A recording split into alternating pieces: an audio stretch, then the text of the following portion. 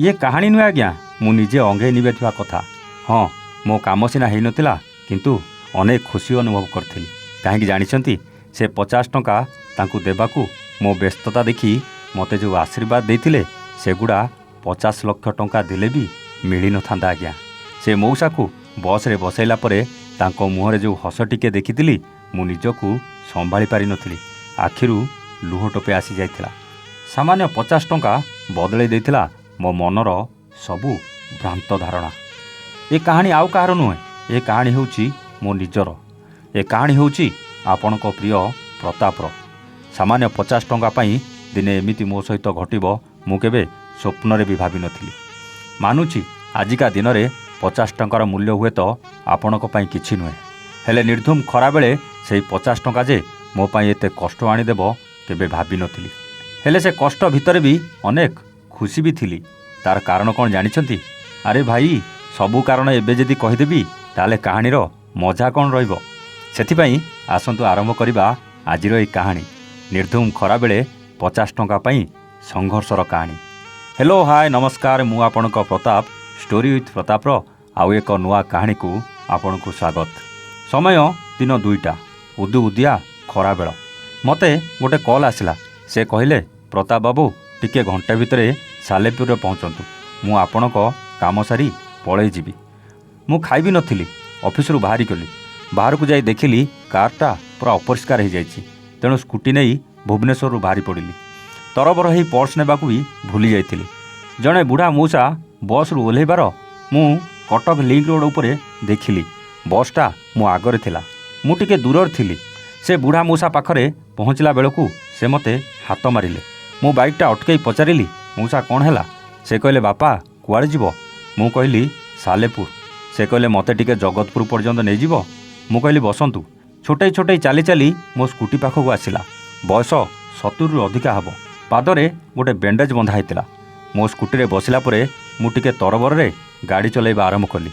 से पछरु डाकिले बापा टिके मो कथा सुनिबो? मु गाड़ी को स्लो कली।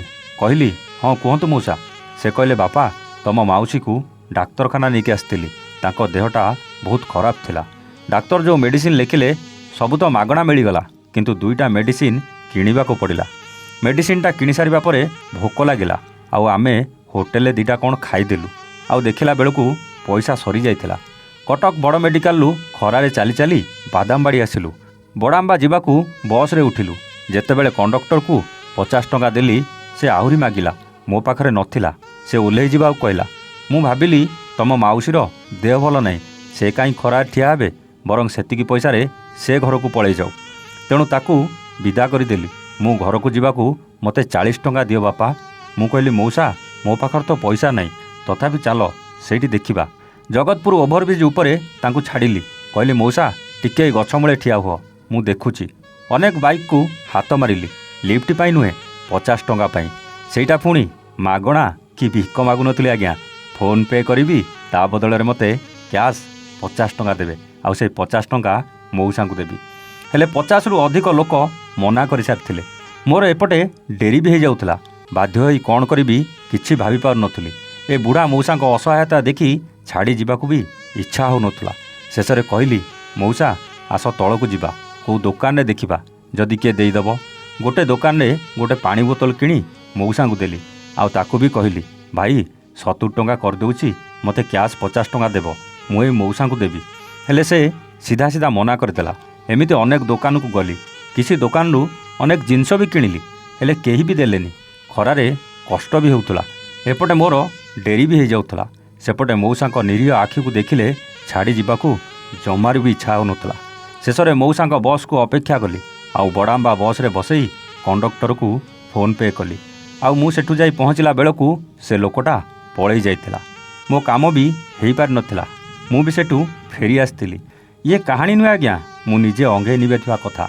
हाँ मो काम सीना हो नथिला किंतु अनेक खुशी अनुभव करी कहीं जानी से 50 टंका तांकू देबाकू मो व्यस्तता देखी मते जो आशीर्वाद देते सेगुड़ा 50 लाख टंका देले भी मिल न था आज्ञा। से मौसा को बस रे बसैला परे तांको मुहरे जो हस टिके देखी मु निजकू संभाली पारि नथिली। आखिरू लुह टोपे आसी जाइथिला। दुनिया रे लोक माने କେତେ କଷ୍ଟରେ ଅଛନ୍ତି ଆଉ ଯେଉଁମାନଙ୍କୁ ସାହାଯ୍ୟ ମାଗିଥିଲି ମୁଁ ଜାଣିନି ସେମାନଙ୍କ ପାଖରେ ଥିଲା କି ନଥିଲା, ଆଉ ଯଦି ଥିଲା କାହିଁକି ମନା କଲେ ସେଇଟା ବି ଜଣା ନଥିଲା। ହେଲେ ସେଦିନ 50 ଟଙ୍କା ପାଇଁ ମୋ ଆଖି ଖୋଲି ଯାଇଥିଲା। ଅନଲାଇନ୍ ଯୁଗରେ ସମସ୍ତେ ଅନଲାଇନ୍ ପେମେଣ୍ଟ କରୁଛନ୍ତି। ଥରେ ଭାବିଲେ ଯାହା ପାଖରେ ମୋବାଇଲ ନାହିଁ ସେ କ'ଣ କରୁଥିବ, କେମିତି ଚଳୁଥିବ। ମୁଁ ପର୍ସ ନ ନେବାଟା ମୋର ଭୁଲ ଥିଲା, କିନ୍ତୁ ସେଇ ମଉସାଙ୍କୁ ସାହାଯ୍ୟ କରିବା ପରେ ମୋର ଖୁସିର ସୀମା ନଥିଲା। ଆପଣଙ୍କ ସହିତ କେବେ ଏମିତି ଘଟିଛି? ଯଦି ଘଟିଥିବ ତେବେ କମେଣ୍ଟ କରି ନିଶ୍ଚିତ ଜଣାଇବେ। ଆଜି ପାଇଁ ରହୁଛୁ। ଆମେ ପୁଣି ଆସିବୁ ଆଉ ଏକ ନୂଆ କାହାଣୀ ସହିତ ଷ୍ଟୋରି ୱିଥ୍ ପ୍ରତାପରେ। ସେତେବେଳେ ଯାଏ ନମସ୍ତେ, ଜୟ ଜଗନ୍ନାଥ।